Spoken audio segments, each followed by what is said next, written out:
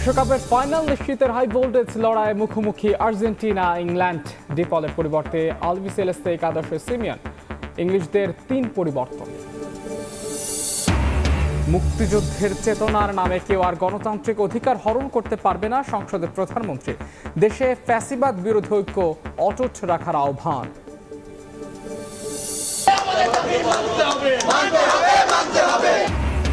দুঃখ প্রকাশের পরও শিক্ষামন্ত্রীর পদত্যাগ দাবিতে বিক্ষোভ, সচিবালয় অভিমুখে পদযাত্রা, স্মারকলিপি। দুর্যোগে পরীক্ষা দিতে না পারা শিক্ষার্থীদের পরীক্ষা নেয়ার ঘোষণা। আইনে নির্ধারিত হবে আওয়ামী লীগের ভাগ্য, রাজনীতি বন্ধের ইচ্ছা নেই সরকারের, জানালেন স্বরাষ্ট্রমন্ত্রী। গণহত্যায় জড়িতদের বিচার নিশ্চিতের ঘোষণা চিফ প্রসিকিউটরের।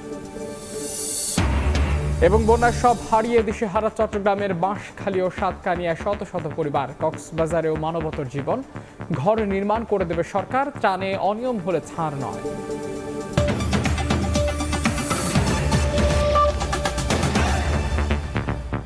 প্রবাসের সময় সঙ্গে আছে আমি মাহাদি ইসলাম ধ্রুব। শুরুতেই ফিফা বিশ্বকাপ প্রসঙ্গ। ফাইনাল নিশ্চিতের হাই ভোল্টেজ ম্যাচে লড়ছে আর্জেন্টিনা ও ইংল্যান্ড। দর্শক, উন্মাদনার খবর জানাতে বসুন্ধরা এলাকায় আছেন সহকর্মী রাইদুল ইসলাম শুভ। আমরা যাচ্ছি তার কাছে। শুভ, এই কাঙ্ক্ষিত মুহূর্ত কিন্তু শুরু হয়ে গেছে, অর্থাৎ সেই আর্জেন্টিনা ভার্সেস যেই ইংল্যান্ডের খেলা, সেই খেলাটি কিন্তু ইতিমধ্যেই আমরা দেখতে পাচ্ছি যে মাঠে বল গড়িয়েছে এবং সে দল কিন্তু খেলা শুরু করেছে 1 মিনিট 16 সেকেন্ড। এখানে আমরা ঠিক বসুন্ধরা আবাসিক এলাকায় রয়েছে, এখানে যারা বসুন্ধরা যারা খেলা দেখছেন, অর্থাৎ ব্রাজিলের সমর্থক বা ইংল্যান্ডের সমর্থক যদি আমরা বলি, সকলেই কিন্তু আসলে একটা এই খেলাকে কেন্দ্র করে কিন্তু ব্যাপক একটা উত্তেজনা, একটা আমেজ কিন্তু বয়ে যাচ্ছে সকলের মধ্যে। এবং যেহেতু আজকে আমরা জানি যে আর্জেন্টিনার যেই দল অর্থাৎ ইংল্যান্ডের সাথে খেলা, সেই ইংল্যান্ডের সাথে যে যারা বেশিরভাগ আমরা দেখতে পাচ্ছি যে আর্জেন্টিনার সমর্থকরা কিন্তু এখানে এসেছেন বন্ধুদের সঙ্গে কিন্তু একত্রিত হয়ে তারা তাদের যেই পছন্দের যে দল, সেই দলকে সমর্থন করতে এবং সেই খেলাকে উপভোগ করতে কিন্তু সকলের সঙ্গে এসে তাদের যে মুহূর্ত, সেই মুহূর্তটাকে কিন্তু উপভোগ করে নিচ্ছে না। আমরা এই পুরো আমরা দেখতে পাচ্ছি যে একটি রেস্টুরেন্ট রয়েছে, সেই রেস্টুরেন্টের ভেতরে কিন্তু আমরা দেখতে পাচ্ছি যে এখানে শত শত কিন্তু সমর্থকরা যারা আছেন তারা কিন্তু এখানে খেলা দেখার জন্য সকলে একত্রিত হয়েছে এবং সকলের মধ্যে কিন্তু একটা যেটা বলছিলাম যে উৎসবের আমেজ বেরিয়ে এসেছে। আমরা যদি খেলার পেছনের দিকে তাকাতে চাই, সেই পেছনের দিকে কিন্তু যদি বলতে পারি যে দুই দলই কিন্তু মারাত্মক এক খেলার মধ্যে দিয়ে কিন্তু আমরা দেখেছি যে তারা দুটি দল কিন্তু সেমিফাইনালে আজকে উঠেছে। আজকে সেমিফাইনাল যদি নিশ্চিত করতে পারে, অর্থাৎ সেমিফাইনাল নিশ্চিত হলে কিন্তু তারা চলে যাবে একবারে 18 তারিখে খেলা রয়েছে, অর্থাৎ যেই দলই কিন্তু এখানে পাবে। এবং এখানে আমরা এখন দেখতে পাচ্ছি যে আর্জেন্টিনার একজন যিনি প্লেয়ার রয়েছেন তারা কিন্তু আসলে আহত হয়েছে বলে, পায়ে আঘাত পেয়েছে। আসলে এই কারণে কিন্তু আমরা দেখতে পাচ্ছি যারা দর্শকরা যারা রয়েছেন, যারা সমর্থকরা যারা রয়েছেন, তারা কিন্তু বেশ একটু মুখিয়ে উঠেছে তাদের দলের একজন প্লেয়ারের আঘাত পেয়ে। তারা কিন্তু একটু সেই উল্লাসকে আসলে বা সেই প্রতিবাদটাকে আসলে মানে দেওয়া হচ্ছে। দুঃখিত, আমি আসলে আর্জেন্টিনার একজন প্লেয়ারই কিন্তু ইংল্যান্ডের একজন প্লেয়ারের কাছে কিন্তু বাধা পড়ে যায়।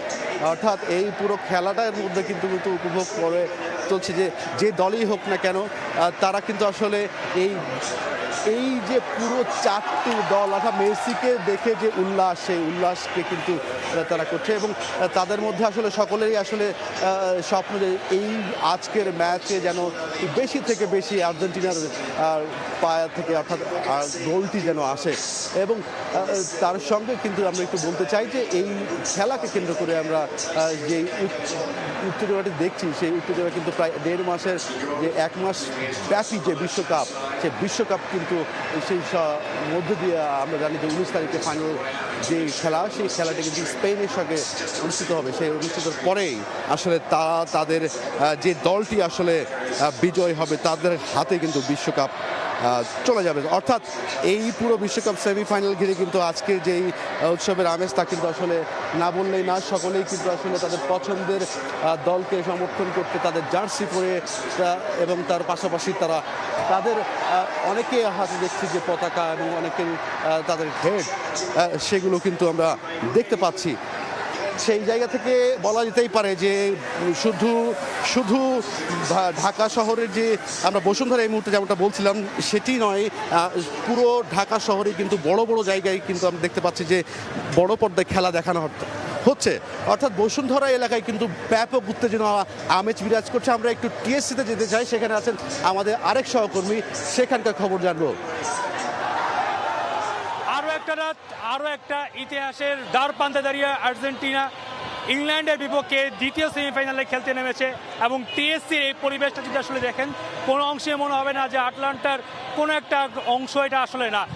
একদম ঘন্টা দুয়েক আগে থেকেই এখানে আর্জেন্টিনা যারা সমর্থক রয়েছে তারা রাজু ভাস্কর্যের যে এই পাশের যে আসলে এরিয়াটা রয়েছে সেখানে কিন্তু তারা অবস্থান নিয়েছিল এবং সেখানে আমরা আর্জেন্টিনার পতাকা হাতে এবং একই সাথে যদি বলি যে জার্সি পরে তাদের যে আসলে উন্মাদনা, সেই উন্মাদনাটা নিয়েই কিন্তু আজকে তারা এখানে উপস্থিত হয়েছে। আর অবশ্যই বলা যায় যে যেই চাওয়াটা আজকে তাদের রয়েছে ইংল্যান্ডের বিপক্ষে এই আসলে সবচেয়ে গুরুত্বপূর্ণ যে ম্যাচ বা সবচেয়ে কঠিন যেই ম্যাচে আজকে মুখোমুখি হয়েছে আর্জেন্টিনা, সেই ম্যাচটাতে জয়ের প্রত্যাশা আর্জেন্টিনার যে সমর্থক রয়েছে তাদের। বিশেষ করে বলতে হয় মিশর ম্যাচ এবং মিশর ম্যাচের পরে একই সাথে আসলে বলতে হয় যে কেপ ভার্দে বা আসলে সুইজারল্যান্ডের বিপক্ষে যেরকম দুর্দান্ত জয় পেয়েছিল আর্জেন্টিনা, এরকম একটা জয় কিন্তু আজকেও আশা দেখাচ্ছে আর্জেন্টিনার সমর্থকদের এবং তাদের যে আসলে প্রত্যাশা, সেই প্রত্যাশা আসলে হয়তোবা আমরা কিছুক্ষণের মধ্যেই দেখতে পারবো। আমরা হয়তোবা কিছুক্ষণের মধ্যে জানতেও পারবো যে আর্জেন্টিনা আসলে কোন পর্যায়ে আসলে খেলতে যাচ্ছে বা আসলে তাদের যে খেলার গতিটা, সেই খেলার গতিটা আজকে কীরকম, হয়তোবা সেটা একটা অবশ্যই বড় একটা বিষয় থাকবে। সব কিছু মিলে এখানকার যে দর্শক রয়েছে তাদের যে প্রত্যাশা, সেই প্রত্যাশাটা আকাশচুম্বী অবশ্যই বলতে হয়। বিশেষ করে ওই যে পিছনে যে ম্যাচগুলো আসলে তারা খেলেছে কোয়ার্টার ফাইনালে, শেষ 16তে, সেই ম্যাচগুলো তাদেরকে আরও বেশি প্রত্যাশা জাগাচ্ছে। আর সবচেয়ে বড় বিষয়, আমরা যখন কথা বলছিলাম এখানে আসার পরে সমর্থকদের সাথে, তাদের একটাই কথা, তাদের একটাই বিশ্বাস, এই দলটা ফাইনালে খেলবে এবং ফাইনালে তারা স্পেনকে হারাবে, এমনটাই আসলে তাদের বিশ্বাস। যদিও সময়ের সাথে সাথে সেটা আসলে অবশ্যই দেখার একটা বিষয় থাকবে যে আসলে আর্জেন্টিনা আজকে আসলে কি করতে পারে। তবে দর্শকদের প্রত্যাশাটা যে পূরণ করতে পারবে সেই বিশ্বাসটা অন্তত সমর্থক যারা রয়েছে তাদের মনে রয়েছে, সমর্থকদের যে আশা রয়েছে সেটা অন্তত তাদের যে মুখের থেকে আমরা যে শুনছিলাম, তাদের যে প্রত্যাশাটা তারা বলার চেষ্টা করছিল, তাদের এই আশাটা আমরা দেখতে পাচ্ছিলাম। সব কিছু মিলে বলা যায় যে অবশ্যই টিএসসির আজকের যে উন্মাদনাটা সেটা অন্য দিনের থেকে অনেকটাই বেশি বলা যায়। এই ছিল আমার কাছে দর্শক উন্মাদনা দিয়ে টিএসসি থেকে সর্বশেষ। আর্জেন্টিনা ইংল্যান্ডের খেলা চলছে এবং এই খেলায় দর্শকদের উন্মাদনার খবর জানাচ্ছিলেন সহকর্মীরা। বড় পর্দায় খেলা দেখছেন ফুটবল প্রেমীরা। বিস্তারিত জানাতে এই মুহূর্তে খুলনায় আছেন সহকর্মী তানজিম আহমেদ, রাজশাহীতে সাইফুর রহমান রকি এবং বরিশালে আছেন সহকর্মী মেহেদি হাসান বাপ্পি। শুরুতেই যাচ্ছি তানজিমের কাছে। তানজিম, খেলা মাঠে গড়িয়েছে 8 মিনিটের বেশি হতে চললো। ইতিমধ্যে কিন্তু আর্জেন্টিনা ইংল্যান্ডের খেলা জমে উঠেছে বলতে হবে এবং আমরা দেখেছি যে যারা আসলে কিছুটা উত্তেজিত মনে হচ্ছে দুই দলের খেলোয়াড়দেরকেই একই সাথে খুলনায় কিন্তু এক ধরনের ফুটবল উন্মাদনা চলছে। খুলনায় যে বিভিন্ন স্থানে বড় পর্দায় খেলা দেখানো হচ্ছে তার একটি কিন্তু খুলনাগরীর হাদিস পার্ক এবং এই পার্কটি কিন্তু এই মুহূর্তে কানায় কানায় পরিপূর্ণ অবস্থায় রয়েছে। যারা ফুটবল রয়েছেন, বিভিন্ন দলের সমর্থক রয়েছেন, বিশেষ করে আর্জেন্টিনার সমর্থকদের উপচে পড়া ভিড় আমরা দেখেছি নগরের বিভিন্ন স্থানে। হাদিস পার্কটি এই মুহূর্তে কানায় কানায় পরিপূর্ণ অবস্থায় রয়েছেন, সবাই অধীর আগ্রহে অপেক্ষায় রয়েছেন এবং তার প্রিয় দল কখন গোল করবে সেই গোল উদযাপন করবেন দেখে তারা প্রত্যাশার কথা আমাদেরকে বলছেন। ইতিমধ্যে কিন্তু খুলনার আকাশে গুড়ি গুড়ি বৃষ্টি শুরু হয়েছে এবং আমরা দেখছি যে তার মধ্যেও যারা রয়েছেন ফুটবল প্রেমীরা, যারা সমর্থকরা, তারা অপেক্ষায় রয়েছেন এবং তারা খেলাটি উপভোগ করছেন। একই সাথে দিনভর বৃষ্টির কারণে মাঠটিও কিন্তু কিছুটা যেখানে খেলা দেখানো হয় সেখানে কাদা পানির অবস্থায় রয়েছে। তার মধ্যে রয়েছে সব কিছু ছাপিয়ে দর্শকদের যে ফুটবল প্রেমীদের উন্মাদনা সেটি ছিল চোখে পড়ার মতো। এখন পর্যন্ত আসলে খেলার শেষ সময় পর্যন্ত অপেক্ষা করছেন এবং আর্জেন্টিনার সমর্থকরা তারা বলছেন বিজয়ের হাসি তারাই হাসবেন এবং তারা বিজয় উদযাপন করার মাধ্যমে এই যে ফাইনালের মঞ্চ সেখানে তারা যাবেন। একই সাথে কিন্তু আর্জেন্টাইন সমর্থকদের পাশাপাশি বিভিন্ন দল, আমরা এমনকি ব্রাজিলের জার্সি পরিহিত সমর্থকদের এখানে দেখেছি, পাশাপাশি অন্যান্য যে যেসব দল রয়েছে সেই সব দলের বড় একটি অংশ কিন্তু ইংল্যান্ডকে সমর্থন করছেন। তারা বলছেন যে পরিসংখ্যান সহ বিভিন্ন মাঠের যে খেলা সেই খেলায় ইংল্যান্ড এগিয়ে রয়েছে এবং ইংল্যান্ডই আজ সেমিফাইনাল ম্যাচ হাই ভোল্টেজ এই ম্যাচে তারা জিতবে। এবং একই সাথে যদি পরিসংখ্যানের কথা বলে রাখতে চাই সেক্ষেত্রে কিন্তু ইংলিশদের তুলনায় আর্জেন্টিনা কিছুটা পিছিয়ে রয়েছে। 14টি দেখার মধ্যে 6টি ইংল্যান্ড জিতেছে, 6টি ড্র, 2টি আর্জেন্টিনা। তবে মাঠের পরিসংখ্যান আসলে মাঠের পরিসংখ্যান নির্ধারণ করা যায় না, আজ খেলার পরে আসলে ফলাফল নির্ধারণ করবে। তো খুলনা থেকে ফুটবল উন্মাদনা এবং বিভিন্ন দলের সমর্থকদের যে খবর আমার কাছে এই ছিল সর্বশেষ। আমরা একটু যেতে চাই রাজশাহীতে, সেখানে রয়েছেন সহকর্মী রকি। রাজশাহীর কেন্দ্রীয় শহীদ মিনার প্রাঙ্গণ কানায় কানায় পরিপূর্ণ হাই ভোল্টেজ ম্যাচ দেখার জন্য, বিশেষ করে আর্জেন্টিনা এবং ইংল্যান্ডের যে ম্যাচ সেমিফাইনালের, সেই ম্যাচটিতে আসলে খেলা শুরু 1 ঘন্টা আগ থেকেই কিন্তু পুরো এই পরিপূর্ণ হয়ে গেছে এই শহীদ মিনার প্রাঙ্গণ। এবং আপনারা দেখছেন যে কি পরিমাণ দর্শক এখানে, বিশেষ করে আর্জেন্টিনার যারা সমর্থক, ভক্ত সমর্থক তারা এসেছেন এবং তারা কিন্তু এখন পর্যন্ত বলছেন যে এখন পর্যন্ত হট ফেভারিট হচ্ছে আর্জেন্টিনা এবং আর্জেন্টিনা ডিফেন্ডিং চ্যাম্পিয়ন। গতবার আর্জেন্টিনা কাপ পেয়েছে, তারই ধারাবাহিকতায় এবারও প্রতিটি ম্যাচ জিতে কিন্তু আর্জেন্টিনা সেমিফাইনালের টিকিট কেটেছিল। এবার কিন্তু তারা ইংল্যান্ডকে হারিয়ে ফাইনালের টিকিট কাটবে, এমনটা আসলে আর্জেন্টাইন ভক্ত সমর্থকদের প্রত্যাশা। এবং তারা আশা করছেন যে এই ম্যাচে মেসি ম্যাজিকে জ্বলে উঠবে আর্জেন্টিনা। যদিও এরই মধ্যে 11 মিনিটের খেলা কিন্তু অতিবাহিত হয়েছে, এখনো গোলের দেখা সেটি কিন্তু দুই দলের কেউই কিন্তু পাননি। কিছুক্ষণ পর হয়তো খেলার মোড় ঘুরে যেতে পারে এবং গোল, ফুটবলের যে সৌন্দর্য গোল সেটি আসলে আসবে, এমনটা আসলে মনে করছেন তারা।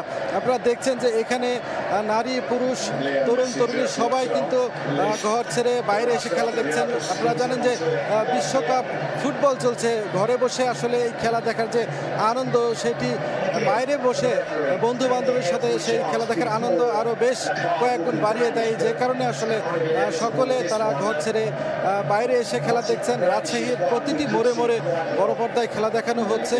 আপনারা জানেন যে আর্জেন্টিনার ভক্ত সমর্থকরা কিন্তু অনেক বেশি এবং তারা প্রিয় দলের জার্সি গাইতে এসেছেন, পাশাপাশি তারা কিন্তু ভুবুজেলা বাঁশি বাজিয়ে দলকে সমর্থন যোগাচ্ছেন এবং তারা প্রত্যাশা করেন আজকের ম্যাচে যেভাবে হোক আর্জেন্টিনা জিতে তারা ফাইনালে উঠবে। তো এই ছিল আমার কাছে রাজশাহী থেকে সর্বশেষ। এখন আমরা চলে যাচ্ছি বরিশালে সেখানকার পরিস্থিতি জানতে।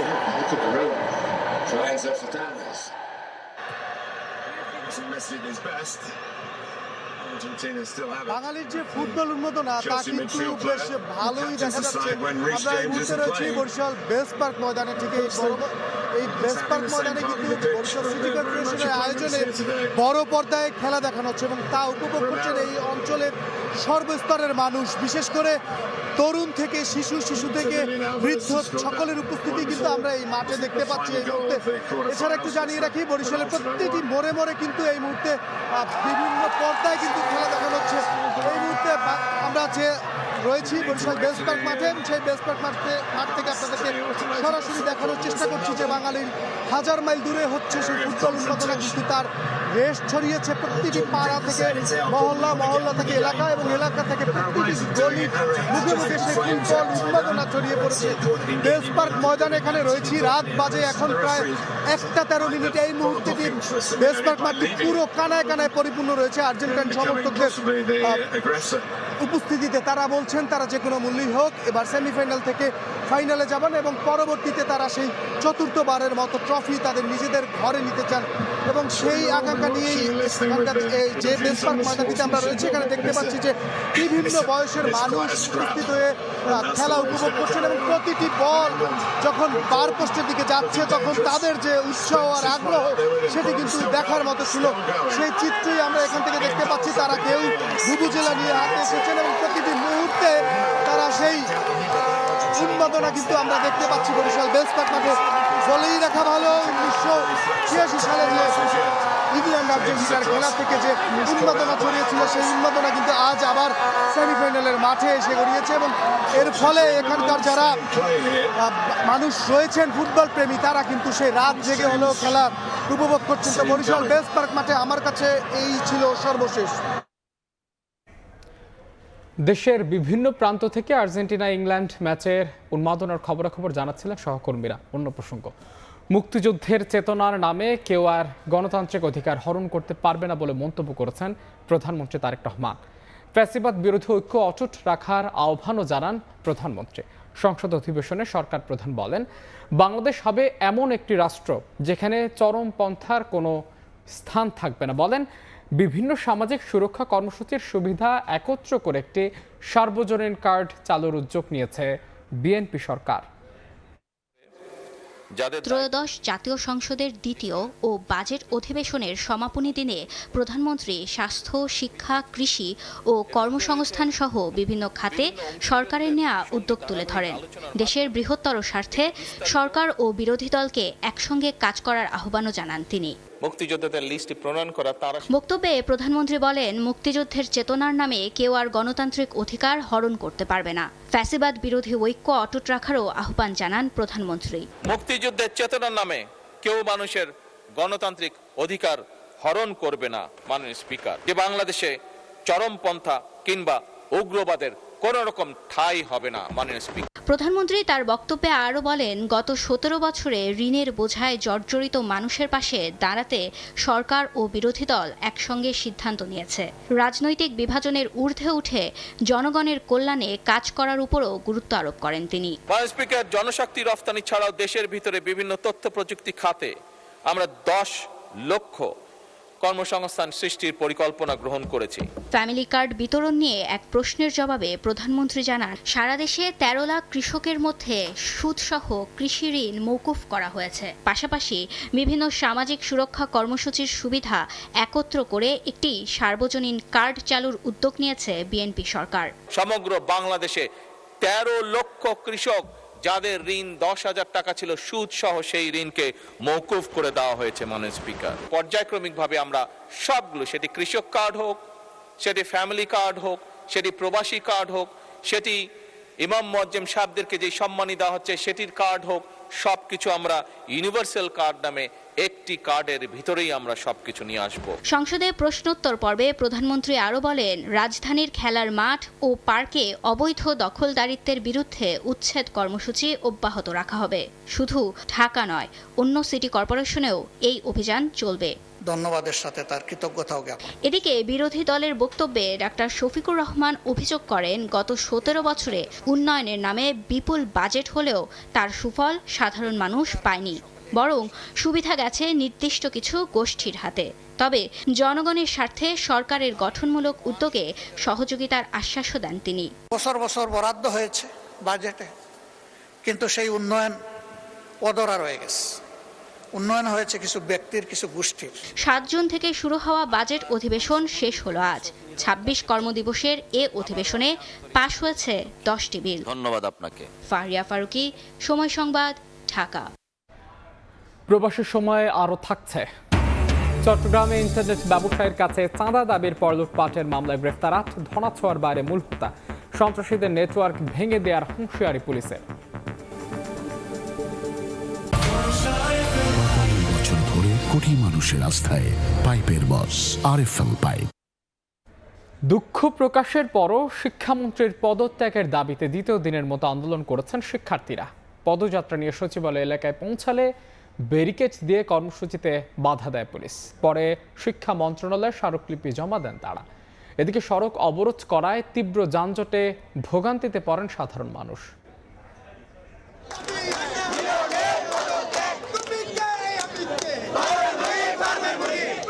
শিক্ষামন্ত্রীর পদত্যাগ দাবিতে রাজধানীতে বুধবারও পদযাত্রা করে আন্দোলনরত এইচএসসি ও সমমানের পরীক্ষার্থীরা। বুধবার দুপুরে পূর্ব ঘোষিত কর্মসূচি নিয়ে সায়েন্স ল্যাব মোড় থেকে সচিবালয় অভিমুখে পদযাত্রা করে তারা। পরে শিক্ষা ভবন মোড়ে পুলিশের ব্যারিকেডে আটকে যায় পদযাত্রাটি। সেখানে অবস্থান নিয়ে নানা স্লোগান দিতে থাকে আন্দোলনকারীরা। তুলে ধরেন নিজেদের দাবি দেওয়া। কেমন শিক্ষামন্ত্রী পাইছি আমরা? আমরা কি মুরগি? আমরা কি ফার্মের মুরগি? উনি বলে যে আমেরিকান স্টাইলে পড়াশোনা করাবে। হ্যাঁ, আচ্ছা করাক, আমার তো সমস্যা নেই, করাক। উনি না করে এক্সাম দেয় আমেরিকান স্টাইলে, এগুলো কি?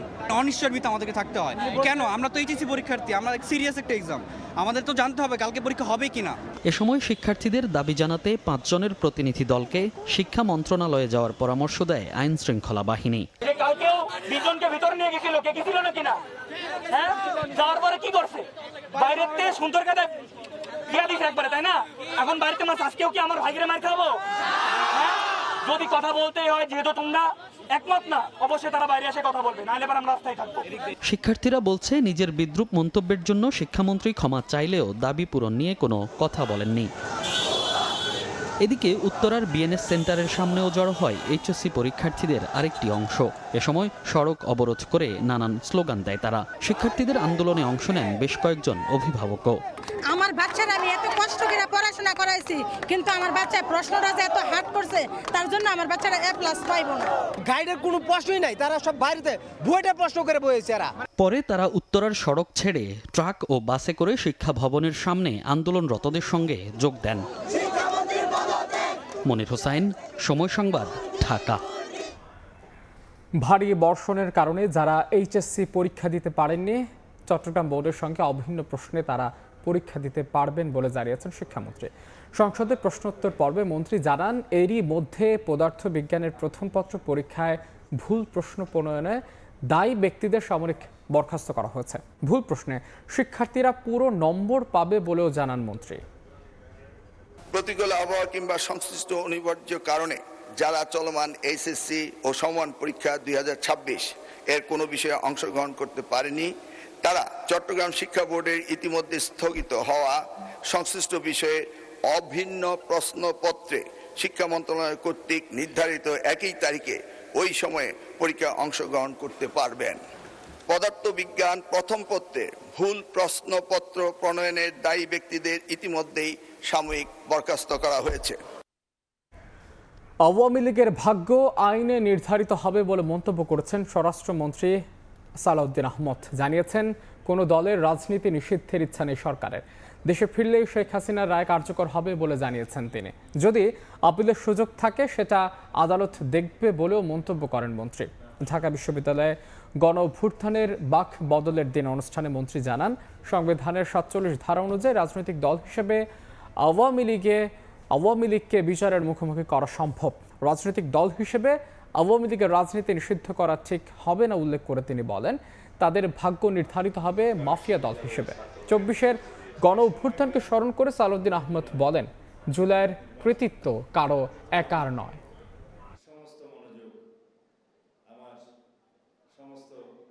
আওয়ামী লীগকে দল হিসেবে বিচারের কাঠগড়ায় দাঁড় করানো যাবে। তদন্ত পরিচালনা করা হচ্ছে, তাদের বিরুদ্ধে আওয়ামী লীগকে রাজনৈতিক দল হিসেবে বিচারের মুখোমুখি করা যাবে।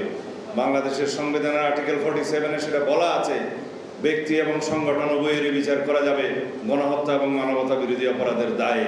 সুতরাং বাংলাদেশের সকল কিছুরই হিসাব নেওয়া হবে, ন্যায় বিচার নিশ্চিত করা হবে।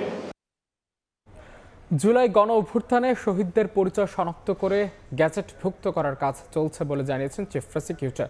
তিনি জানান, শহীদদের শনাক্ত করার পাশাপাশি হত্যাকারীদের বিচার নিশ্চিত করা হবে। রায়েরবাজার বুদ্ধিজীবী কবরস্থানে জুলাই গণ অভ্যুত্থানে নিহতদের গণকবর পরিদর্শন শেষে চিফ প্রসিকিউটর বলেন, ঢাকার মাতোয়াইল, জুরাইন, নারায়ণগঞ্জ ও মুন্সিগঞ্জেও গণকবরের সন্ধান পেয়েছে তদন্ত সংস্থা। 24 জুলাইয়ের কোটা সংস্কারের দাবি থেকে বৈষম্য বিরোধী ছাত্র আন্দোলন রূপ নেয় গণ অভ্যুত্থানে। আন্দোলন দমনের নামে চলে নির্বিচারে হত্যাকাণ্ড, হামলা। তৎকালীন আওয়ামী অস্ত্রধারী ক্যাডাররা হত্যা, হামলার পাশাপাশি গুম করে লাশও। অভিযোগ আছে, ঠিকানা জানার পরেও অজ্ঞাত পরিচয় দেখিয়ে দাফন করা হয়েছে অনেক লাশ। স্বৈরাচার সরকারের কারণে তাদেরকে বেয়ারিশভাবে দাফন করেছে। তারা কেউ বেয়ারিশ না, তারা সবাই ওয়ারিশ। আমার ভাইয়ের নাচ আমরা পায়ে দিবেন। আমার ভাইয়ের একটা হাড্ডি যদি থাকে, আমি গ্রামের বাড়ি নিয়ে আমি দাফন করবো। আমি কবর নেই, আমার ভাইয়ের কবর নাই। এটা কবরটা দিয়ে ফাইটে রয়েছে। আমি চিকিৎসা পড়লাম যে এই যে আমরা গাছ, এইটাই আমার ছেলের কবর। তারপরে আমি পড়তে বিশুদ্ধ বাড়ি চলে যেতাম, কেউ আমার বাড়িতে আটকে রাখতো না। জুলাই হত্যাকাণ্ড নিয়ে অন্তর্বর্তী সরকারের কাছে প্রতিবেদন দেয় জাতিসংঘ। আন্তর্জাতিক অপরাধ ট্রাইব্যুনালের প্রধান আইন কর্মকর্তার দাবি, নতুন করে গণকবরের সন্ধান মিলেছে। সব মরদেহ শনাক্তের পর প্রকৃত নিহতের সংখ্যা আরও বেশি হতে পারে। জুলাই শহীদ কয়জন, এইটি আমরা এবং নদীতে ভাসিয়ে দেওয়া হয়েছে কতগুলো, এইগুলি যখন আপনি যোগফল দেখবেন, তখন দেখবেন যে 1400 থেকে বেশি হয়ে যেতে পারে। কিন্তু যেটা জাতিসংঘের যে প্রাথমিক একটা রিপোর্ট ছিল যে 1400 শহীদ, আমরা আমাদের ইনভেস্টিগেশন আমরা ধারণা করছি যে শহীদের সংখ্যা আরও বেড়ে যেতে পারে। জানান জুলাই আন্দোলনে কিছু মরদেহ নদীতে ভাসিয়ে দেওয়ার তথ্য পাওয়া গেছে, তদন্ত চলছে সে বিষয়েও। নদীতে ভাসিয়ে দেওয়া হয়েছে অনেকগুলো মানুষকে। ওই হাসপাতাল কর্তৃপক্ষ, আবারও বলছি, সেই হাসপাতাল কর্তৃপক্ষ যারা ওই সাথে সংশ্লিষ্ট আছেন এবং যাদেরকে ভাসিয়ে দেওয়া হয়েছে এই বিষয়ে আমরা জোরালো তদন্ত কাজ চলছে। যারা শহীদ হয়েছিল তাদেরকে আমরা শনাক্ত করতে পেরেছি, তাদের গেজেটভুক্ত হয়েছে।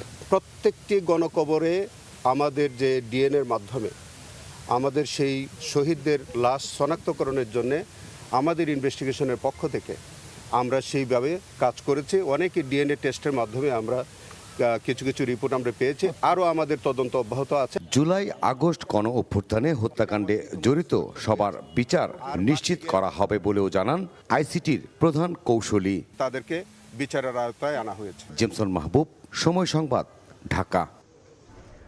শেখ হাসিনার আপিলের কোনো সুযোগ নেই বলে মন্তব্য করেছেন বিরোধী দলীয় চিফ হুইপ নাহিদ ইসলাম। বুধবার বিকেলে ঢাকা বিশ্ববিদ্যালয়ে আয়োজিত স্মরণ গাথায় জুলাই বিপ্লবের দিনগুলো শীর্ষক আলোচনা সভায় সব কথা বলেন নাহিদ ইসলাম। তিনি আরও বলেন, বিচার ও সংস্কার বাস্তবায়নের মাধ্যমে বিএনপি সরকারকেও জুলাই আন্দোলনের চেতনা ধারণের প্রমাণ দিতে হবে।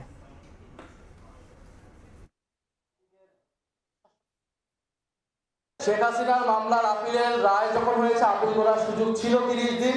সেই 30 দিনে শেখ হাসিনার পক্ষ থেকে কেউ আপিল করে নাই, ফলে শেখ হাসিনার মামলার রায় কোনো আপিলের সুযোগ নাই। এবং আমরা আশা রাখি সুপ্রিম কোর্ট, মহামান্য আদালত কমপ্লিট জাস্টিস হিসেবে শেখ হাসিনার যে ফাঁসির রায়, সেই রায়কে বহাল রেখে সেটাকে কার্যকরের ঘোষণা দেবে, সে আপনি আশা মাত্র এই দেশ। বিচারের ব্যাপারে অগ্রগতি চাই এই সরকারের কাছ থেকে। দ্বিতীয়ত, সংস্কারের প্রশ্নে আমরা মনে করি বর্তমান সরকার গণভোটের রায় বাস্তবায়ন না করে এদেশের গণ অভ্যুত্থানকামী, পরিবর্তনকামী মানুষের সাথে প্রতারণা করেছে। বন্যায় সর্বস্ব হারিয়ে দিশেহারা দুর্গত মানুষ ভাঙা ঘরবাড়ি মেরামত করে এখন ঘুরে দাঁড়ানোর লড়াই চলছে তাদের। চট্টগ্রামের বাঁশখালী ও সাতকানিয়ায় মানবেতর দিন পার করছেন শত শত পরিবার। বন্যা কবলিত এলাকা পরিদর্শন করে বিদ্যুৎ ও জ্বালানি প্রতিমন্ত্রী জানান, ক্ষতিগ্রস্তদের ঘর নির্মাণ করে দেবে সরকার। আর ত্রাণ ও দুর্যোগ মন্ত্রী বলেছেন, ত্রাণ নিয়ে অনিয়ম কেউ করলে ছাড় দেবে না সরকার। বন্যায় ভেসে গেছে বেঁচে থাকার সম্বল, মাথা গোঁজার ঠাঁই নেই দুর্গত হাজারো মানুষের। গত 2 দিন ধরে বৃষ্টি না হওয়ায় চট্টগ্রামের বাঁশখালী ও সাতকানিয়ায় বিভিন্ন এলাকা থেকে বন্যার পানি নামতে শুরু করেছে। স্পষ্ট হচ্ছে ক্ষয়ক্ষতির ভয়াবহ চিত্র। আশ্রয়কেন্দ্র থেকে বাড়িতে ফিরলেও এখনো লড়াই ঘুরে দাঁড়ানোর। পানি নেমে গেছে, কিন্তু ফুট কাদা ওখানে দেবাল দেওয়াল সব পড়ে গেছে। দোনোপাশে নদীও গেছে, এই জন্য মানে কোনো গাড়ি করে আসতে পারে না। এদিকে বাঁশখালীতে খাল খনন ও দুর্গত এলাকা পরিদর্শন করে দুর্যোগ ব্যবস্থাপনা ও ত্রাণমন্ত্রী বলেন, ত্রাণ বিতরণে অনিয়মের অভিযোগ পেলে ছাড় দেওয়া হবে না। আমরা অ্যাসেসমেন্ট পেয়ে গেলে তাদের গৃহ নির্মাণের জন্য মঞ্জুরি দিব এবং কাউকে কাউকে আমরা ঢেউটিন দিয়ে সহযোগিতা করব। প্লাবিত মানুষের ক্ষেত্রে কোনো রাজনীতি নাই, যারাই দুর্গত তাদেরকে ত্রাণ দিতে হবে। রাঙামাটি বান্দরবানে বৃষ্টি না হওয়ায় বন্যা পরিস্থিতির উন্নতি হয়েছে, তবে দুর্গত এলাকায় দেখা দিয়েছে খাবার ও বিশুদ্ধ পানির সংকট। বান্দরবানে বন্যায় প্রায় 12,500 পরিবার ক্ষতিগ্রস্ত। শহরের বালাঘাটা এলাকায় ক্ষতিগ্রস্ত এলাকায় ত্রাণ বিতরণ করে বিদ্যুৎ ও জ্বালানি প্রতিমন্ত্রী বলেন, দুর্যোগে ক্ষতিগ্রস্তদের ঘরবাড়ি নির্মাণ করে দেবে সরকার। বন্যার কারণে যাদের ঘরবাড়ি ভেঙে গেছে, প্রতিটি ঘরবাড়ি সরকারের উদ্যোগে আমরা ইনশাল্লাহ মেরামত করে দেব। হবিগঞ্জে কয়েকদিন ধরে প্লাবিত 35টি গ্রামের মানুষ চরম দুর্ভোগে দিন কাটছে হাজারো পানিবন্দী মানুষের। শনিবার 18 জুলাই থেকে 4 বিভাগে ভারী বর্ষণের পূর্বাভাস দিয়েছে আবহাওয়া অফিস। 17-18 তারিখে আমরা বিশেষ করে চট্টগ্রামে একটা ভারী বর্ষণ হতে পারে। চট্টগ্রাম ডিভিশন এর সাথে সাথে কোস্টাল বেল্টের কিছু এলাকা এবং আরও হচ্ছে ময়মনসিংহ, সিলেট, রংপুর এইসব জায়গায় ভারী বর্ষণ সম্ভাবনা আছে, তবে এটা খুব স্বল্পমেয়াদী। এদিকে লঘুচাপের কারণে কক্সবাজার, চট্টগ্রাম সহ 4 সমুদ্র বন্দরে 3 নম্বর স্থানীয় সতর্ক সংকেত দেখাতে বলা হয়েছে। খাদিজা স্বপ্না, সময় সংবাদ। বন্যায় কক্সবাজার জেলায় 7 লাখ মানুষ ক্ষতিগ্রস্ত হয়েছেন। 4,211 হেক্টর ফসলি জমির পাশাপাশি ক্ষতির শিকার 43,210 জন কৃষক। 44টি স্থানে বেড়ি বাঁধের ক্ষতি হয়েছে। সবচেয়ে বেশি ক্ষতি হয়েছে মৎস্য খাতে। সব মিলিয়ে ক্ষয়ক্ষতির পরিমাণ দাঁড়িয়েছে প্রায় 1,000 কোটি টাকায়। জেলা প্রশাসনের প্রাথমিক তালিকায় ক্ষতির এসব তথ্য উঠে এসেছে। বুলবুল রেজার রিপোর্ট। নতুন করে হয়নি বৃষ্টি। কক্সবাজার সদর, রামু ও মাতামুহুরী থেকে নেমে গেছে পানি। তবে নিম্নাঞ্চল হওয়ায় চকরিয়া ও পেকুয়া উপজেলা থেকে বন্যার পানি নামতে দেরি হচ্ছে। জেলা প্রশাসনের তথ্য অনুযায়ী বন্যার প্রভাবে জেলার 10টি উপজেলার 71টি ইউনিয়নের মধ্যে 70টি কম বেশি প্লাবিত হয়েছে। সব মিলে জেলায় অন্তত 7 লাখ মানুষ ক্ষতিগ্রস্ত। বন্যা ও পাহাড় ধসে জেলায় 15 রোহিঙ্গা সহ মৃত্যু হয়েছে 31 জনের। কুরিয়া, মাতামুহুরী, পেকুয়া, সদর এবং রামু, এই 5টি উপজেলা সবচেয়ে বেশি ক্ষতি হয়েছে।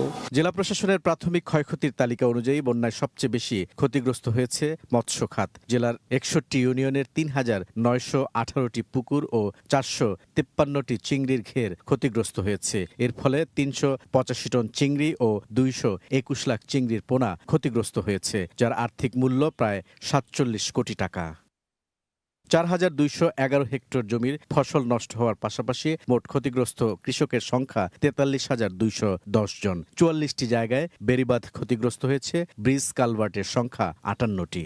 44টি স্থানে বাঁধ ক্ষয়ক্ষতি হয়েছে। তারপর সড়ক জনবিভাগে 15 কিলোমিটার রাস্তা কিছুটা ক্ষতিগ্রস্ত।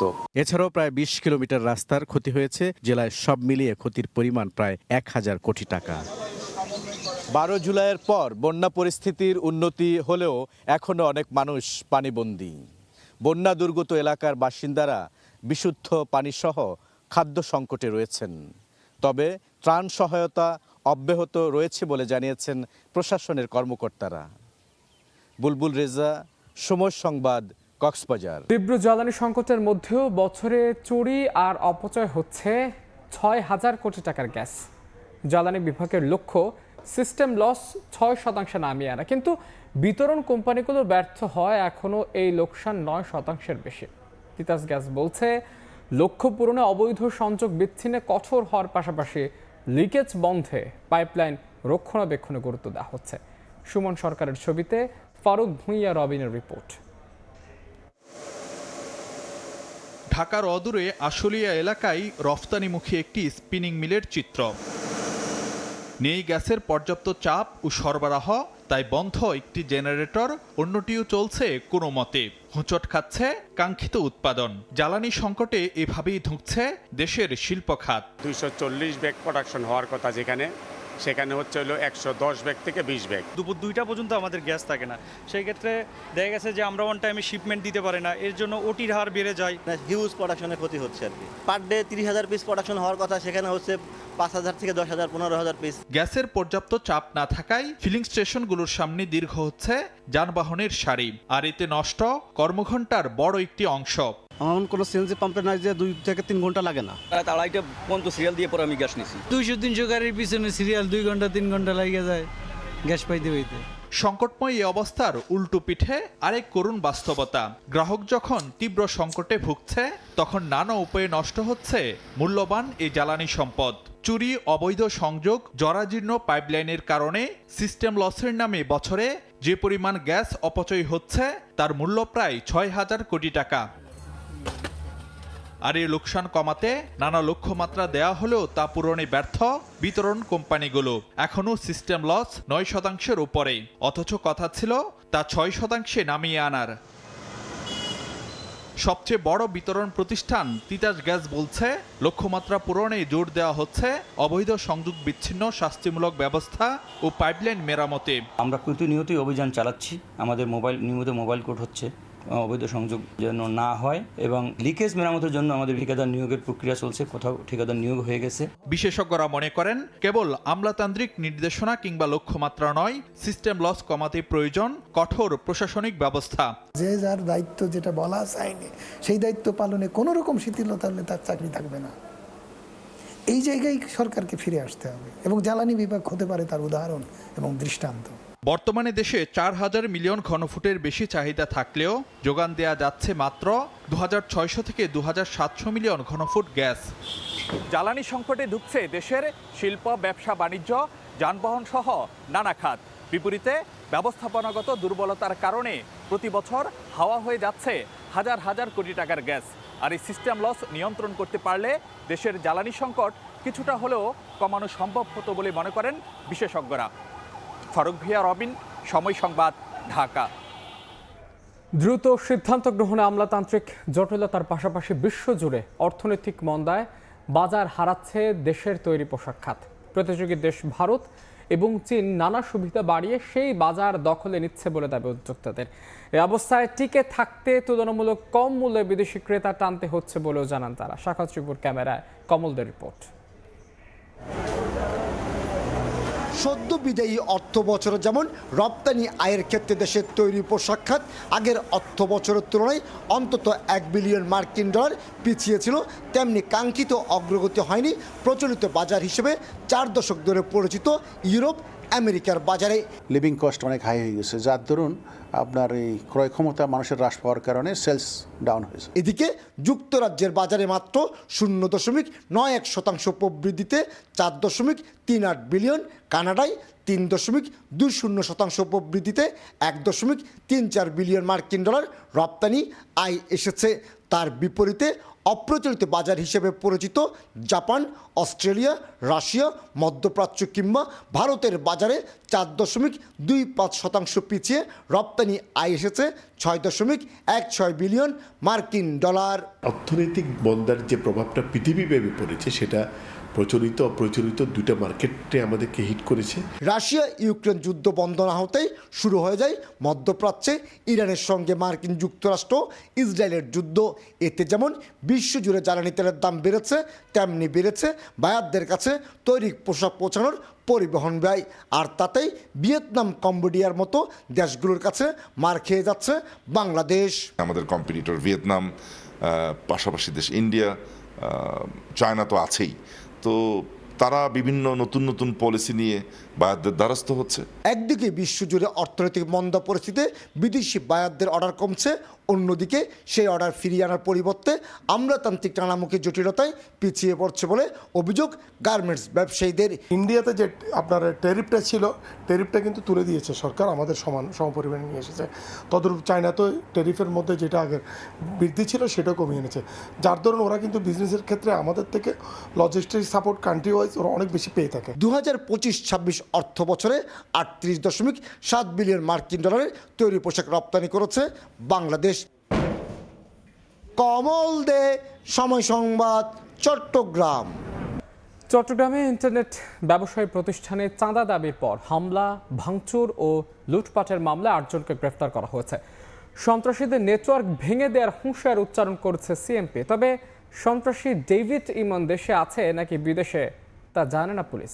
বিস্তারিত জানাচ্ছেন পার্থপ্রতিম বিশ্বাস। চট্টগ্রাম নগরে ইন্টারনেট সেবাদানকারী প্রতিষ্ঠানে গত 11 জুলাই ডেভিড ইমন পরিচয়ে ফোন করে এককালীন 2 কোটি টাকা ও মাসিক 10 লাখ টাকা চাঁদা দাবি করা হয়। মালিক চাঁদা দিতে অস্বীকৃতি জানালে সোমবার দিন দুপুরে ডিডিএন অফিসে ঢুকে 30 থেকে 40 জন সন্ত্রাসী ভাঙচুর শুরু করে। এ সময় হামলাকারীরা বিভিন্ন ধরনের কম্পিউটার, ল্যাপটপ, আসবাবপত্র, গ্লাস ভাঙচুর চালায়। পাশাপাশি সন্ত্রাসীরা 3টি মোবাইল ফোন, রয়াত থেকে নগদ 47,000 টাকা এবং প্রতিষ্ঠানের পরিচালকের কাছ থেকে 35 লাখ টাকা ভর্তি ব্যাগ নিয়ে যায় বলে অভিযোগ করা হয়। এ ঘটনার পর নড়ে চড়ে বসে সিএমপি। নগরীর বিভিন্ন জায়গায় অভিযান চালিয়ে 8 জনকে গ্রেফতার করে। বুধবার দুপুরে দামপাড়া পুলিশ লাইনে সংবাদ সম্মেলনে এ তথ্য জানানো হয়। যাচাই বাছাই করছি, যারা সন্ত্রাসী কার্যক্রম করেছে তাদেরকে অ্যারেস্ট করা হয়েছে, তাদেরকে রিমান্ডে আনা হবে। লোকাল সোর্স এবং আধুনিক সবকিছু ব্যবহার করে আমরা মোটামুটি কনফার্ম হয়েছি যে তারা ছিল। তবে ডেভিড ইমন দেশে আছে না বিদেশে তা জানে না পুলিশ। কখনো জানতে পারছি ঢাকায় আছে, কখনো শুনতেছি দেশের বাইরে আছে। আর যে নাম্বারটা ইউজ করে এটা তো আসলে হোয়াটসঅ্যাপ নাম্বার যেটা ইউজ করে বিদেশি নাম্বার ইউজ করে, যার কারণে এখনো তাকে আমরা ট্রেস করতে পারছি না। আমরা ওদের কাছ থেকে অনেক তথ্য পেয়েছি, আরও তথ্য সংগ্রহ করব। গ্রেফতারকৃত 8 জনের বিরুদ্ধে নগরীর বিভিন্ন থানায় একাধিক মামলা রয়েছে। পার্থপ্রতিম বিশ্বাস, সময় সংবাদ, চট্টগ্রাম। দেশের বাইরের খবর, আলোচনায় না বসলে আবারও ইরানের সেতু ও বিদ্যুৎ স্থাপনা গুঁড়িয়ে দেওয়ার হুমকি দিয়েছেন মার্কিন প্রেসিডেন্ট ডোনাল্ড ট্রাম্প। বুধবার ইরানের বিভিন্ন সামরিক ও বন্দর এলাকায় নতুন করে হামলা চালিয়েছে যুক্তরাষ্ট্র। জবাবে জর্ডান, কুয়েত সহ উপসাগরীয় অঞ্চলে মার্কিন সামরিক স্থাপনা লক্ষ্য করে পাল্টা আক্রমণের দাবি করেছে তেহরান। মধ্যপ্রাচ্যে উত্তেজনা আরও বাড়িয়ে ইরানের দক্ষিণাঞ্চলে নতুন করে হামলা চালিয়েছে যুক্তরাষ্ট্র। ইরানি সংবাদ মাধ্যমগুলোর দাবি, মঙ্গলবার বন্দর আব্বাস, সিরিক, চাবাহার, বামপুর, কেশমদ্বীপ ও আহবাজ সহ একাধিক এলাকায় বিস্ফোরণের ঘটনা ঘটেছে। যতদিন যুদ্ধ থামতে না বলছেন ততদিন যুদ্ধ চলবে বলে ফক্স নিউজকে জানিয়েছেন খোদ মার্কিন প্রেসিডেন্ট ডোনাল্ড ট্রাম্প। ইরানের জ্বালানি খাতকে একেবারে শেষ টার্গেট হিসেবে রেখেছেন বলেও উল্লেখ করেন তিনি। পাল্টাপাল্টি হামলার মধ্যেই হরমুজ প্রণালী ইস্যুতে অবস্থান পরিবর্তনের ইঙ্গিত দিয়েছেন ট্রাম্প। কৌশলগত নৌপথে চলাচলের জন্য 20% টোল আদায়ের প্রস্তাব থেকে সরে এসেছেন তিনি। But ultimately we'll hit energy targets, yeah. But we're going to hit them very hard tonight. এদিকে যুক্তরাষ্ট্রের হামলার পাল্টা জবাব দিয়েছে ইরানও। দেশটির সেনাবাহিনী জানায়, থান্ডার বোল্ট অভিযানের 7ম ধাপে জর্ডানের আল আজরাকে অবস্থিত মুওয়াফাক সালতি বিমান ঘাঁটিতে মার্কিন স্থাপনায় ড্রোন হামলা চালানো হয়েছে। এছাড়া এর আগে অঞ্চল জুড়ে মার্কিন ঘাঁটিগুলোতে 6 দফা হামলা চালানোরও দাবি করে তেহরান। ইরানের ছোড়া একটি ব্যালিস্টিক ক্ষেপণাস্ত্র, 5টি ক্রুজ ক্ষেপণাস্ত্র ও 33টি ড্রোন প্রতিহতের দাবি করেছে কুয়েত। তবে একটি নৌযান লক্ষ্যবস্তু হওয়ায় বেশ কয়েকজন নৌ সদস্য আহতের পাশাপাশি বিভিন্ন স্থানে ধ্বংসাবশেষ পড়ে অবকাঠামোগত ক্ষয়ক্ষতি হয়েছে। হরমুজ প্রণালী নিয়ে আরও কঠোর অবস্থান নিয়েছে তেহরান। ইরানের উপপররাষ্ট্রমন্ত্রী জানান, যুদ্ধকালীন পরিস্থিতিতে হরমুজ প্রণালীর ওপর পূর্ণ নিয়ন্ত্রণ প্রতিষ্ঠা করবে ইরান। রাইসা জান্নাত, সময় সংবাদ। কুয়েতে রক্তদান কর্মসূচির আয়োজন করেছে প্রবাসী বাংলাদেশিদের সংগঠন Maizbhandari Shah Emdadia blood donors group Kuwait শাখা। মঙ্গলবার বিকেলে কুয়েত সেন্ট্রাল ব্লাড ব্যাংক জাবরিয়ায় এই রক্তদান কর্মসূচির আয়োজন করা হয়। এতে প্রধান অতিথি হিসেবে উপস্থিত ছিলেন আওলাদে মাইজ ভান্ডারী ও হজরত সৈয়দ ইরফানুল হক মাইজ ভান্ডারী। সভাপতিত্ব করেন সংগঠনটির কুয়েত শাখা সভাপতি মোহাম্মদ কামাল উদ্দিন সওদাগর। কর্মসূচিতে বিশেষ অতিথি হিসেবে উপস্থিত ছিলেন সৈয়দ এরহাম হোসাইন মাইজ ভান্ডারী, মোহাম্মদ সোহেল চৌধুরী সহ অসংখ্য প্রবাসী। কুয়েতে অবৈধ স্থাপনা, আবাসন আইন লঙ্ঘন ও সরকারি জমি দখলের বিরুদ্ধে বড় ধরনের যৌথ অভিযান শুরু করেছে দেশটির সরকার।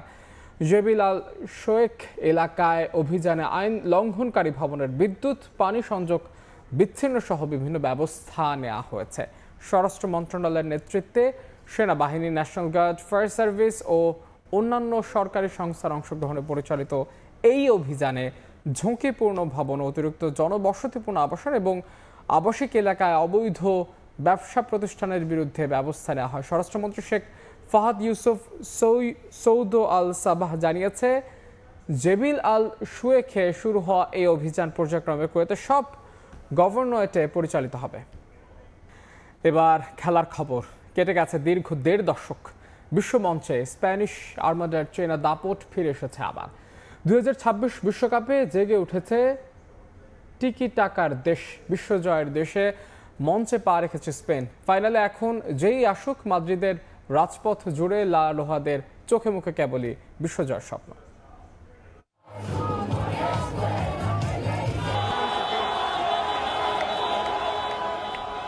সকালের আলো ফুটতেই মাদ্রিদের প্রতিটা নিউজ স্ট্যান্ডে উৎসবের আমেজ। দৈনিক মার্কার প্রচ্ছদে বড় অক্ষরে লেখা ঐতিহাসিক চূর্ণ বিচূর্ণ। আর আজ পত্রিকা স্পেনের পারফরমেন্সকে আখ্যা দিয়েছে চমৎকার বলে। 16 বছর পর বিশ্বকাপের ফাইনালে ওঠার আনন্দ স্প্যানিশদের জন্য শুধু একটা জয় নয়, এটা যেন এক শতাব্দীর আবেগ। বিশেষ করে ফ্রান্সের জাতীয় দিবসে তাদের হারিয়ে ফাইনালে ওঠার মধুর প্রতিশোধ স্প্যানিশ সমর্থকদের আনন্দে যোগ করেছে বাড়তি মাত্রা। এটা অত্যন্ত আবেগপূর্ণ একটি মুহূর্ত ছিল, বিশেষ করে ফ্রান্সের জাতীয় দিবসে তাদের হারানো এবং একটা ছোটখাটো প্রতিশোধ নেওয়া, সব মিলিয়ে দারুণ অনুভূতি। অতীতে স্পেনের বিরুদ্ধে ফ্রান্স যা করেছিল, তারপর এই জয়টা সত্যি রোমাঞ্চকর। মাঠের লড়াইয়ে নামার আগে প্রতিপক্ষের শক্তিমত্তা নিয়ে নানা আলোচনা থাকলেও স্প্যানিশরা প্রমাণ করেছে ফুটবলটা দলগত খেলা, একক নৈপুণ্যের প্রদর্শনী নয়। ইউরো চ্যাম্পিয়নদের এই দাপুটে ফুটবলকে দর্শকরা দেখছেন মাস্টার ক্লাস হিসেবে। অবিশ্বাস্য একটা ম্যাচ। বাবার সাথে কথা হচ্ছিল, তিনি বলছিলেন ফ্রান্সের আক্রমণ ভাগ খুব ভালো, ম্যাচটা কঠিন হবে। কিন্তু আমি তাকে বলেছিলাম ওদের চেয়ে স্পেন দল হিসেবে অনেক বেশি গোছানো। ফুটবল তো আসলে একক কোনো খেলা নয়, এটা দলগত প্রচেষ্টা। গতকাল স্পেন ঠিক সেটাই করে দেখিয়েছে। টুর্নামেন্টের শুরুতে কেপ ভার্দের বিপক্ষে ম্যাচের পর থেকেই মানসিক দিক থেকে বদলে যায় এই দলটা। ম্যাচ যত গড়িয়েছে স্পেনের ধার তত বেড়েছে। এখন তাদের সামনে শুধুই বিশ্বজয়ের হাতছানি। ইউরোর পর বিশ্বকাপের এই ডাবল মুকুট জেতার জন্য আর মাত্র এক ধাপ দূরে দাঁড়িয়ে স্পেন।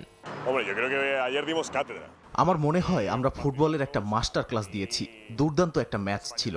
এবারের বিশ্বকাপে স্পেন ম্যাচ বাই ম্যাচ নিজেদের উন্নত করেছে। কেপ ভার্দের বিরুদ্ধে ম্যাচের পর দলের মানসিকতায় বড় পরিবর্তন আসে। ফ্রান্সের মতো ফেভারিট দলকে বিদায় করার পর এখন আমাদের সামনে পথ অনেকটাই পরিষ্কার। রোববার মেগা ফাইনাল। প্রতিপক্ষ হিসেবে যারাই আসুক না কেন, মাদ্রিদের রাজপথে এখন একটাই সুর, এবার কাপ আমাদেরই। 16 বছরের আক্ষেপ ঘুচিয়ে বিশ্ব চ্যাম্পিয়নের ট্রফিটা এবার স্পেনে ফিরিয়ে আনতে মুখিয়ে আছে পুরো দল।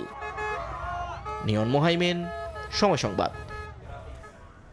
বিশ্বকাপের সেরা দল কিংবা খেলোয়াড় কে, সে উত্তরের খোঁজ যখন চলছে তখন ফাইনালের আগেই চূড়ান্ত এবারের আসর সেরা ফ্যান স্পেন তারকা লামিন ইয়ামালের ভাই কেইনি।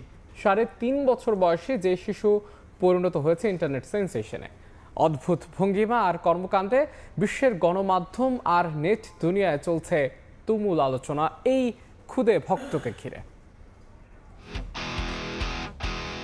এবারের বিশ্বকাপের ফ্যান অব দ্য টুর্নামেন্ট, আর এই প্রতিযোগিতায় তার আশেপাশেও কেউ নেই।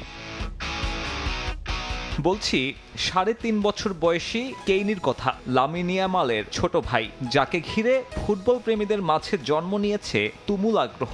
নেট দুনিয়ায় তার নিত্য নতুন অদ্ভুতরে কর্মকাণ্ড এমন আগ্রহের প্রধান কারণ। কেইনির অদ্ভুতরে এসব কর্মকাণ্ডের দেখা মেলে লামিনে ইয়ামাল আর তার মা শিলা ইবানার সোশ্যাল মিডিয়া হ্যান্ডেলে। কখনো কুকিজ বানানোর টিউটোরিয়াল, কখনো গলফ খেলার ভিডিও। কেইনির দৈনন্দিন কর্মকাণ্ড মানেই তার ভক্তদের আনন্দের খোরাক। কেইনি নতুন করে আলোচনায় এসেছে অস্ট্রিয়া ম্যাচের সেলিব্রেশন নিয়ে। স্প্যানিয়ার্ডদের কাছে তার গুরুত্ব এখন ভীষণ। দেশটার গণমাধ্যমগুলোর দাবি, লা রোহাদের সবচেয়ে বড় তারকা তাদের কোনো ফুটবলার কিংবা কোচ দে লা ফুয়েন্তে নন, বরং লামিন ইয়ামালের 3.5 বছর বয়সী এই ভাই। সম্পর্কে আপন না হলেও সৎ ভাই লামিনে ও কেইনি, তবে তাদের ঘনিষ্ঠতা সামাজিক মাধ্যমে বিশেষভাবে মনোযোগ কাটছে। ইয়ামাল নিজেও জানিয়েছেন তার কাছে তার এই ছোট ভাই সবকিছু। ফাইনাল নিশ্চিতের পরেও সবার আগে কেইনির কাছে ছুটে যান স্প্যানিশ উইঙ্গার। এমনিতেও অবসরের বেশিরভাগ সময় একসাথেই কাটান দুজন। ইউরো 2024-এর উদযাপন, ব্যালন ডিওরের আয়োজন, সব জায়গায় দেখা গেছে একসাথে এই জুটিকে। তবে আপাতত লামিনে ইয়ামালের চেয়েও বেশি জনপ্রিয় হয়ে উঠছেন খুদে ফুটবল ভক্ত। অন্তত কেইনির জন্য হলেও বিশ্বকাপটা স্পেনের হাতে দেখতে চাচ্ছেন কেউ কেউ। দাবি উঠেছে তার আলাদা সোশ্যাল মিডিয়া অ্যাকাউন্ট খোলারও। সাব্বির মিথুন, সময় সংবাদ। আইসিসিতে নতুন দায়িত্ব পেলেন বিসিবি সভাপতি তামিম ইকবাল। ক্রিকেটের নিয়ন্ত্রক সংস্থা নবগঠিত ফ্র্যাঞ্চাইজি লিগ কমিটির চেয়ারম্যান করা হয়েছে টাইগারদের সাবেক এই অধিনায়ককে। ফ্র্যাঞ্চাইজি লিগের দ্রুত বিস্তার দেখাশোনা করতে এই কমিটি গঠন করেছে আইসিসি। বর্তমান বোর্ড নিয়ে গুঞ্জন ছিল, আইসিসি তামিমের বোর্ডকে স্বীকৃতি দেয়নি। এই কমিটিতে দায়িত্ব পাওয়ার মধ্য দিয়ে সব গুঞ্জনের সমাপ্তি হলো। এর আগে এডেনবার্গে আইসিসি সভায় প্রথমবারের মতো অংশ নেন তামিম। কমিটির অন্য সদস্যরা হলেন cricket Namibia doctor Rudi van Vuuren, বিসিসিআইয়ের Devajit Saikia, England and Wales cricket বোর্ডের রিচার্ড গোল্ড এবং ক্রিকেট অস্ট্রেলিয়ার টট গ্রিনবার্গ। আইসিসির এই নতুন কমিটি বিশ্ব ক্রিকেটের প্রশাসনিক কাঠামো উন্নয়ন এবং বিশ্বজুড়ে বাড়াতে থাকা ফ্র্যাঞ্চাইজির লিগগুলোর কার্যক্রম ও নীতিগত বিষয়গুলো আরও কার্যকরভাবে তদারকিতে কাজ করবে। এ পর্যায়ে শীর্ষ সংবাদ জানিয়ে দিচ্ছি আরও একবার।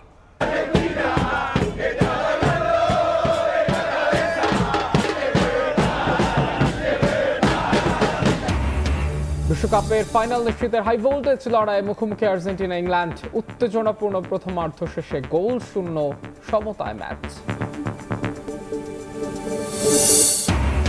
মুক্তিযুদ্ধের চেতনার নামে কেউ আর গণতান্ত্রিক অধিকার হরণ করতে পারবে না, সংসদের প্রধানমন্ত্রী। দেশে ফ্যাসিবাদ বিরোধী ঐক্য অটুট রাখার আহ্বান।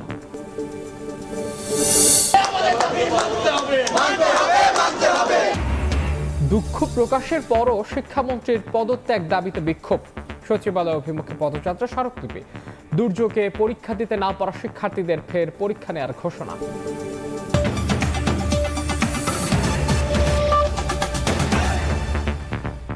এই ছিল প্রবাসী সময়ের এখনকার আয়োজন। দর্শক, বিশ্বকাপ ফুটবলের মহাযজ্ঞ সরাসরি সম্প্রচার করছে সময় টেলিভিশন। দেখতে চোখ রাখুন সময়ের পর্দায়, সঙ্গেই থাকুন সময়।